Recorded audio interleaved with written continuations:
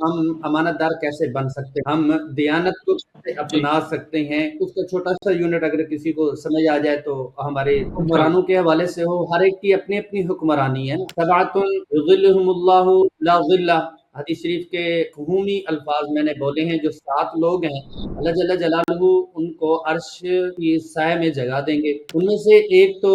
عادل بادشاہ ہے، تو اسی کی تشریح میں محدثین نے یہ بھی لکھا ہے کہ عادل بادشاہ جو ایک شخص ہے وہ بھی عادل بادشاہ کا قائم مقام اور ان کا مقام لے سکتا ہے۔ وہ کیسے کہ اس کی آنکھیں اس کی رعایا ہے، اس کے ہاتھ ان کے ماتحت ہیں، اس کا دل اس کی ٹانگیں،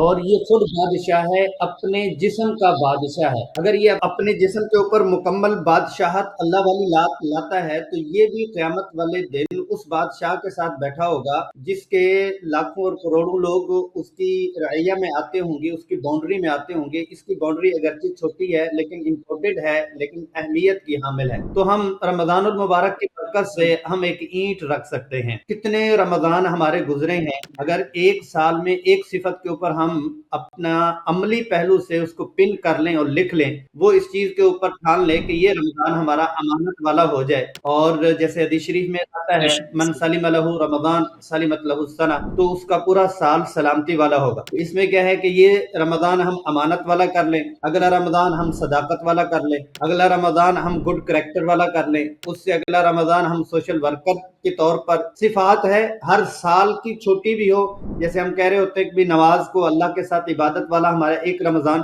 چھوٹے چھوٹے یونٹ سے کہیں کریٹیوٹی اور جو چھوٹا یونٹ ہے بنانا شروع کر دیں۔ دیکھیں جی، رسول اللہ صلی اللہ علیہ وسلم نے جس کرپٹ معاشرے کو ڈیولپ کیا ہے اور اس کو